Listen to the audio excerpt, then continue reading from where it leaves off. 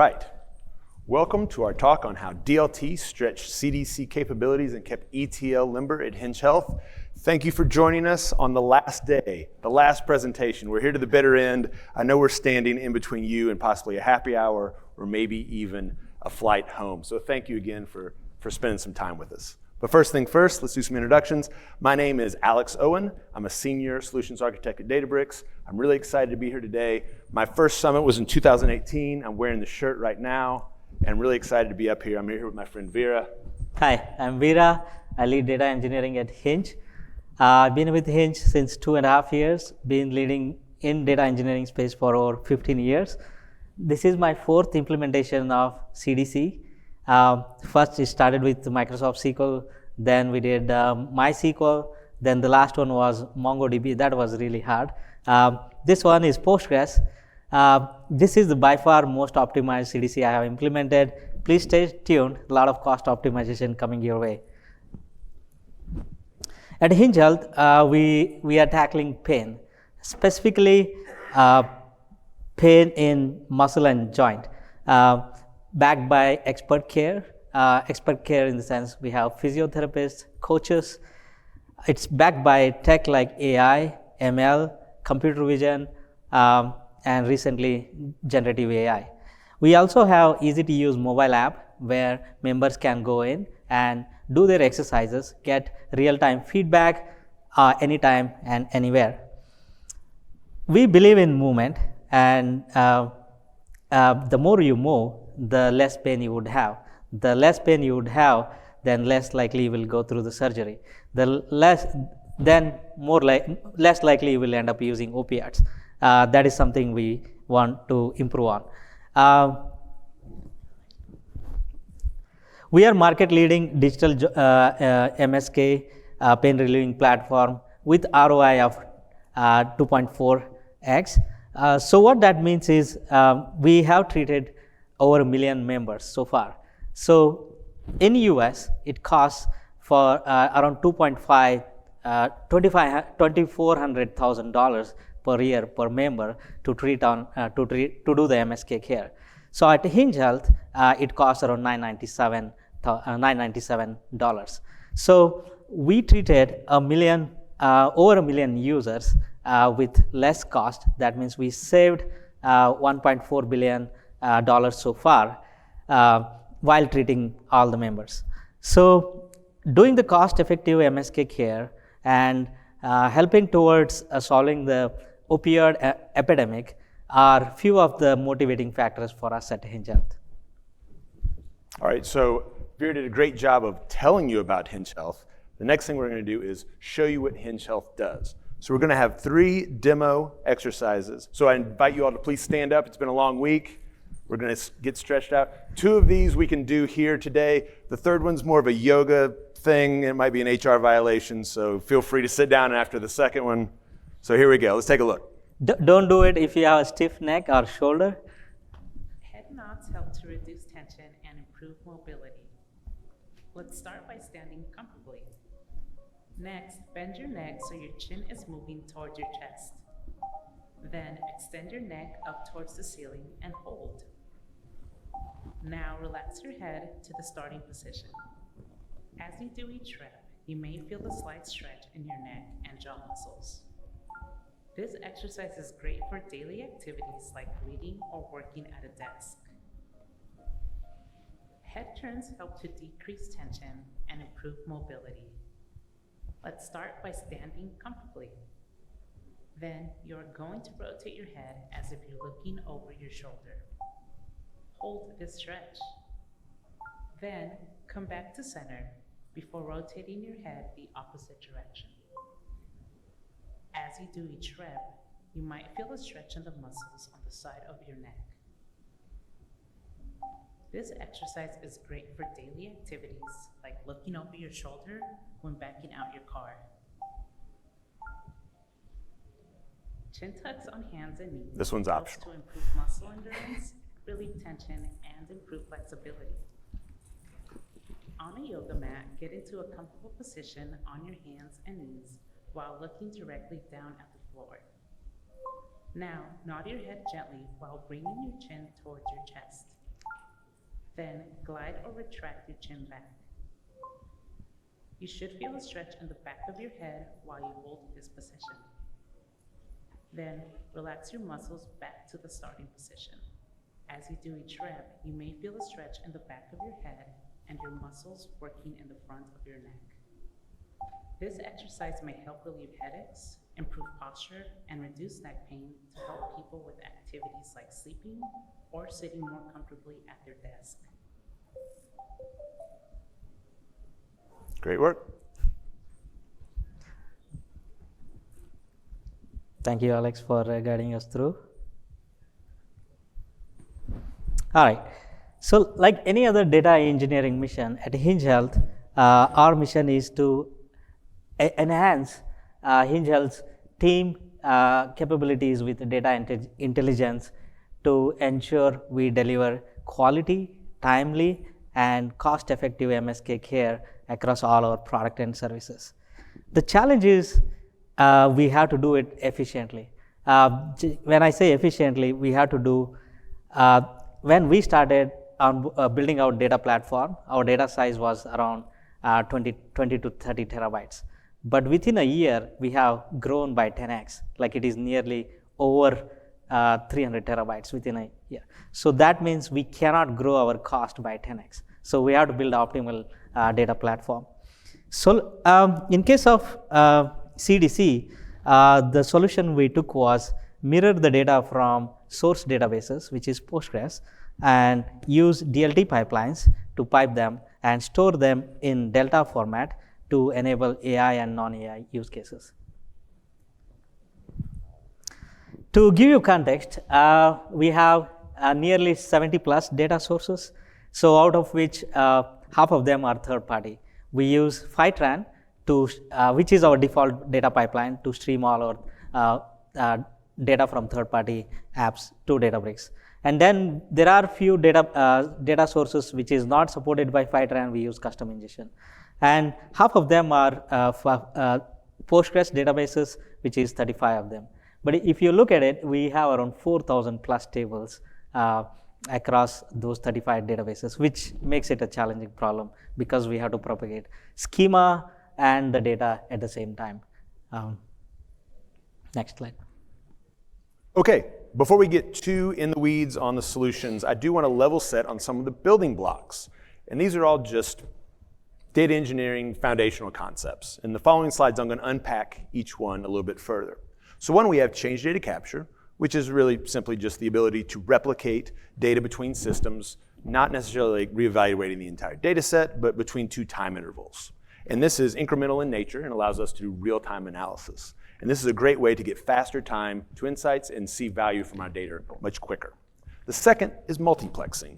And this has different connotations in different domains. But for our purposes today, this is just sending multiple data streams over a single source. And this allows us to ingest at scale, and it's a great way to simplify the management of our pipelines. And then finally, extract, load, and transform. This is just data engineering 101. Everyone here knows what that is, right? So we've got some data in a source, and we're going to send it into a target. But we want the flexibility to transform on demand, so we're going to extract, load, then transform. And this is another way to improve the scalability of our infrastructure. Okay, digging into change data capture, especially at Hinge Health. So we have an OLAP or OLTP database that has some change logs. We're going to use Debezium to bucket those changes into inserts, updates, and deletes. Then we're going to publish that to a Kafka topic, and then we're going to publish that as a sequence of events. In our example, we're using Lakehouse, but you also have the flexibility to send it to a key value store if you have a low latency ML use case, or you can send it to an application if you want to take some action based on those changes. So this is change data capture. Change data capture has two flavors: slow changing dimensions type 1 and type 2. Type 1, which is at the top, is just the latest and greatest snapshot of the data right now. So we can see that customer Bob lives in Los Angeles, Jane lives in San Francisco, and Cindy lives in Springfield, Missouri. The next flavor of slow changing dimensions is a history table. And here we want to see how things change over time. And so we have a start at and an end at date. So we can see that Cindy lived in New York from Monday to Wednesday. Then Cindy moved to Springfield, Missouri on Wednesday, and her end at date is null, meaning that she currently resides there. You can also see that Bob and Jane lived in LA and San Francisco and never moved.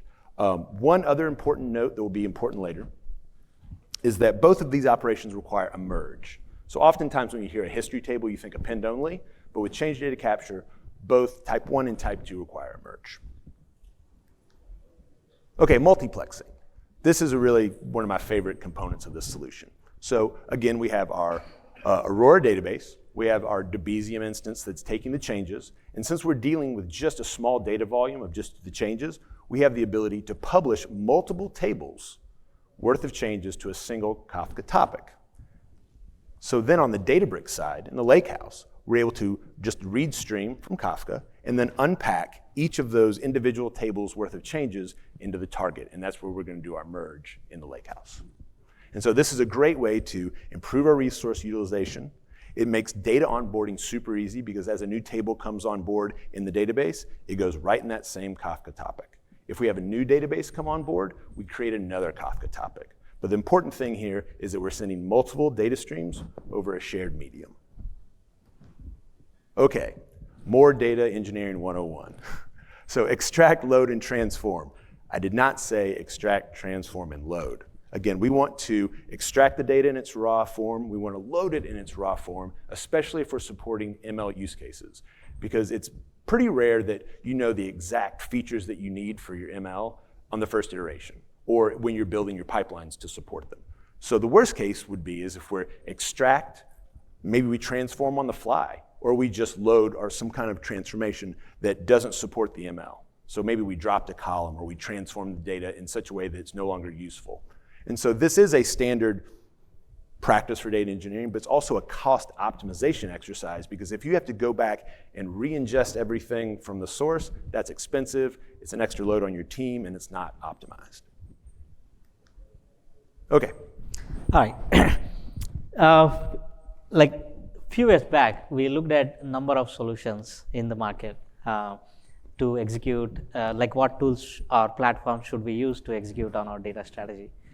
Out of them, I think we picked the Databricks. I think we had there were several things which ticked positive for Databricks, but one for me stood out the most, or for the team stood out the most, is single platform running batch, streaming, ML, now with Gen AI and data warehousing, all the workloads. So that means we don't have to copy the data between different systems to serve different applications. So we can serve all of these in single platform. So that's what stood out the most. The other one which stood out the most is when we started building out is parameterized pipelines in Python and SQL. So we have 35 data pipelines run, but they all run off of single code base. We have parameterized all the table definitions, columns, data types, and the database names, everything. So I think those two, I think, stand out the most to me. Okay, let's unpack, what is Delta Live Tables, or DLT. So it's a declarative framework that you can use with SQL or Python, and it's really a Swiss Army knife for all things data engineering, right? So it orchestrates with a DAG, it can handle retries, it can handle changing data. It also manages your infrastructure. So if you have spiky workloads, we can do auto-scaling. You can do performance optimizations and also configure your recovery and retry operations. There's also quality controls built in. If anyone's familiar with the Great Expectations Python library, it's kind of the same idea. You have the flexibility to, if data doesn't meet your quality thresholds, you can quarantine it, you can drop it, you can kill the job, you can even just let it continue to flow into the table and flag it for later review. And then finally, as Vera was saying, it's another way that we can unify batch and streaming workloads. Okay, so CDC has a lot of benefits, but it's kind of a double-edged sword. So there's a couple problems here, that since we're processing a small amount of data, we're writing small files in the lakehouse. So we're also processing small amounts of data incrementally, and we're processing it as a streaming pipeline, which is great. DLT runs on top of Spark structured streaming. But the problem is that streaming writes will require append only. And as we discussed earlier, both slow change in dimensions type 1 and type 2 require a merge. So we need a way to hack that default behavior of streaming. And then finally, merges are also very destructive on Parquet files. And so these three problems make CDC a little bit challenging, and DLT handles all these things out of the box. So from a needing to hack the streaming or the append-only nature of streaming, we have the applied changes into abstraction. So that allows us a syntactically easy way to do this that also handles out-of-order data. That's kind of the secret sauce of DLT. The other two issues are handled by asynchronous maintenance jobs that can run in parallel with your streaming pipeline. And this is turned on by default, and it does it automatically. So this maintenance job will do things like run the optimize command, which will take those small files and bin pack them into nice, like chunky files that are read optimized. Maintenance jobs will also evaluate deletion vectors. And so deletion vectors are simply a way to say, hey, in this Parquet file, don't read this record or this record or this record for downstream applications because they're deleted. And that's what prevents an entire rewrite of a Parquet file if you only have one or two changes. And that's pretty typical in a change data capture workflow. So the maintenance job, and this is kind of part of the data intelligence platform of AI and ML that's baked into the runtime that makes these decisions for you. This maintenance job will evaluate if it's better to rewrite the file or continue to read the deletion vectors, because as you run this pipeline over and over, these deletion vectors will start to accumulate. And so there is a performance hit if you want to read 1 million deletion vectors, or maybe it's just better to rewrite the file. So these are some ways that DLT really makes CDC super easy and optimized just out of the box. All right, multiplexing again. I love the fact that we can simplify our architecture like this. And the DLT implementation looks a little something like this. So again, we're going to write several tables worth of changes to Kafka. And so DLT can either read Kafka or possibly, let's say Kafka is dumping into S3, DLT can read from S3 too. So we're going to write all the changes into a staging table, hit that staging table with a distinct query, allowing us to pop out each individual table's worth of changes, and that's going to be the source for the merge into the target. And that's kind of the implementation of multiplexing in DLT. Again, we're going to use apply changes into, and this is all declarative and it's all dynamic. All right. You saw building blocks, and I will walk you through the first generation of our CDC pipeline. So we built the first generation we wanted to spin up a data pipeline which involves connectors within the Kafka ecosystem plus DLT pipelines per database. So that we did to solve two problems. One, we wanted to isolate any kind of large loads coming on large database so that they don't impact on to the smaller database. And we don't have control over upstream databases. There is a possibility that upstream database or source can do in backward compatible change, so that may failure or halt entire data pipeline. We did not want it to impact other data pipelines. So keeping that in mind, this is how the data flow looks in the first generation.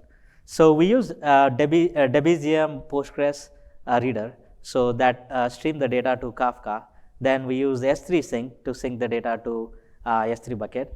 And then we have two DLT pipelines. One which ingests the data from S3 bucket to staging table, and then it broadcasts all that data into series of history tables, which mimics whatever is in Postgres. And the second DLT pipeline is it generates the SCD1 or latest version of the table. So if you look at it, this architecture has a couple of challenges. Like I know we did achieve the goal of isolating the workload across all the databases and across all CDC pipelines, but this has some hotspots. So let me talk about a few architectural challenges here. So one, we are staging the data in S3, but we are not really leveraging it. I think in the initial days we thought, okay, we will spin up some other data platform we will be able to reuse, but that never happened. But because of that, we have additional hop. So what that means is we are burning on the S3 sync. In some of the large databases, we are spending about over $1,000 per database, even though each worker costs us around $87, but we have to run multiple of them. And then we are also spending more compute cost on ingesting that data from S3 into staging table. So that's also additional cost. And then, believe it or not, whoever runs the data platform on S3, the S3 storage cost is very small compared to the S3 querying cost. So that also introduced high cost on the S3 API layer. So then there were few other architectural challenges here. So S3 is a permanent data storage. That means we have to ensure the data is checkpointed into S3 and then it gets ingested. So there is a checkpointing system that is also an overhead. Then the other complications were, we talked about cost, and then the reliability. So like whenever there is a production issue, hey, some of the teams complained, okay, these rows are not showing up, or there is a latency. Then we have to first look at the history tables, if the data made it there or not. Then we have to look at the staging table, then the S3, then and if there is a missing row, then we have to go through all the same data flow to see where the issue is happening or where the bottleneck exists. So it was also not as reliable and architecturally challenging to maintain. There was one more challenge with this approach.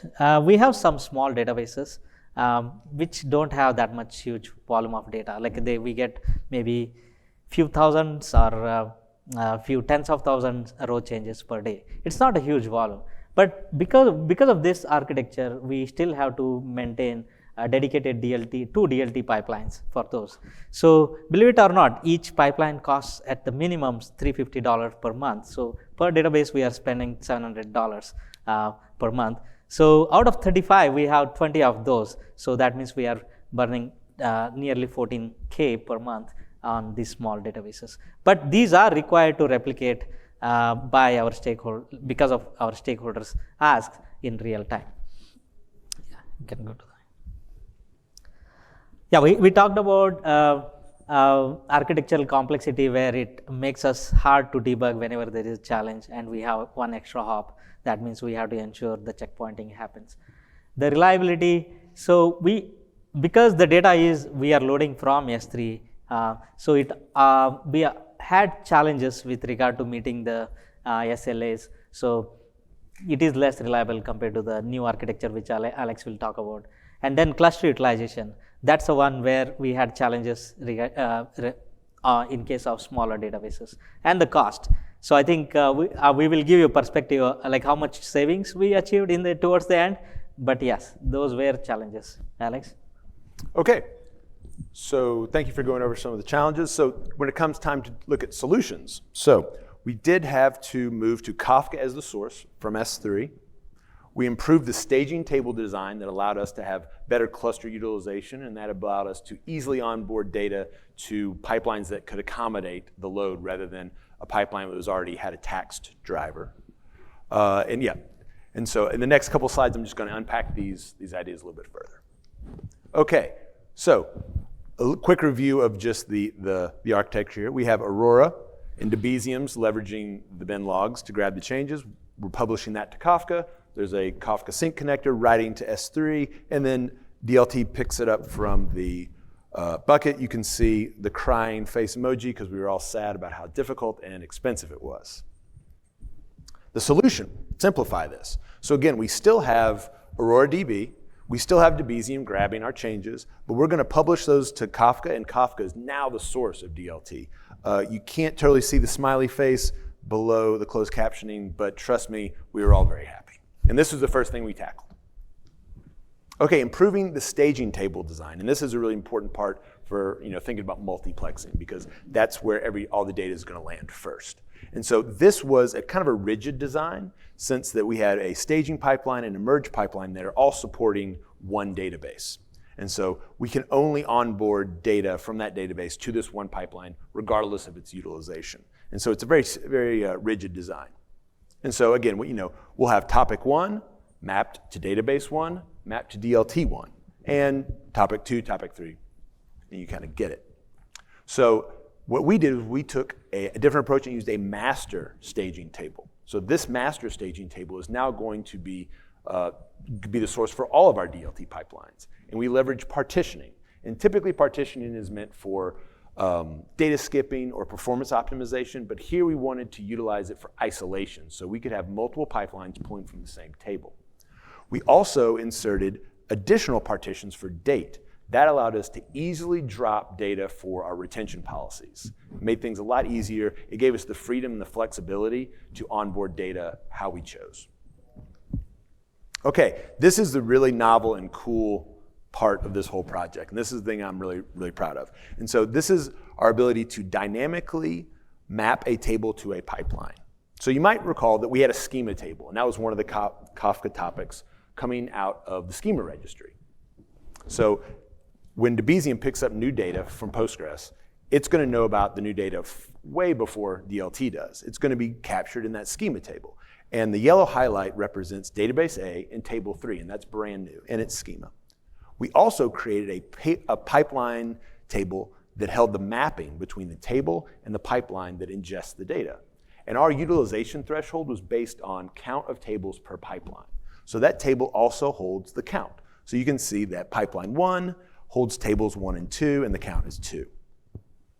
We simply join these things together. With the null values, we see that the new table 3 doesn't have a home. And so now we need to allocate it to a pipeline that can take the extra load. And in this case, we see table 1, table 2, new table 3 is also allocated to pipeline number 1, and the count is incremented to 3.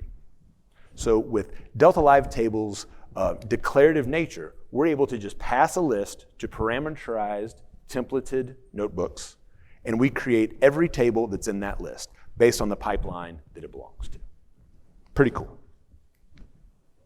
Okay, let's take another look at our first iteration. Okay, so we've got Debezium, we've got Aurora, we've got schema registry, we've got a schema topic, we've got a topic per database, S3 sync connector, and these S3 buckets. Those are a problem. We've got our staging table that's rigidly designed that can only support the tables that are mapped to that Postgres database. And then we've also got 2 DLT pipelines that are really should be combined into one, because we have to spin up a driver for each of those pipelines, and that's kind of a cost that we can optimize away. Okay, the new and improved. Again, Aurora's not going anywhere. Debezium's not going anywhere. Kafka's not going anywhere. Schema registry, we still need it. But our topics, those are now our source. On the Databricks DLT side of the house, we have our master staging table, and that's going to support every pipeline we build. We also have our pipeline generation engine that not only maps the tables to pipelines, but it also allocates new databases that need to be onboarded and where they need to go based on the count of tables per pipeline. And we've also consolidated the staging tasks and the merging tasks into a single pipeline. So this diagram shows that we have 35 or 40 pipelines, but each of those are going to be responsible for the staging, just the collection of changes that will be the source of the merge, and the merge. And that allowed us to spin up far less resources from a driver perspective. Okay, summary. Bright yellow screen. I'm trying to get you guys engaged because we're at the bitter end, and if I think you're not paying attention, Vera's going to force you to stretch. You have to do that third one. Do that third stretch. I'm not going to do that. All right. All right, thanks, Alex. I think our journey was a year-long journey, but in summary, what we built was change data, still CDC data pipelines. Still we use Kafka. We use master staging table to host all the data, in some scenarios, multiple databases data. Then we built a table assignment engine where I think to deal with the smaller databases challenge, where we didn't want it to spin up a DLT pipelines or entire data pipeline just to stream the data from small data pipeline. And then DLT pipelines. What we achieved, significant reduction in latency by 80%. The average is 80%, and I think P90 is around 50%, because we have one less hop now on S3. which is not a high throughput database. Cost reduction by at least 50%. And like imagine we have like 10 times more data compared to when we started, and we are able to ingest all of that when we are reducing the latency, but while we are reducing the cost. So this is taking out S3 as a part of our data pipeline was very powerful. And with the table assignment, ability to use the DLT to spin up to ingest multiple databases in case of smaller databases, together they were a deadly combo. We have improved cluster utilization in case of smaller databases, increased reliability. Like when we launched, I think I was in call with Alex and his team like every week. Like I think we have an issue with ingestion pipeline, so where the data is missing. So we have to ensure if certain rows are not making it to the final table, we were troubleshooting every week on week. We also have one engineer here who worked throughout the night sometimes. So we had a lot of reliability challenges as well.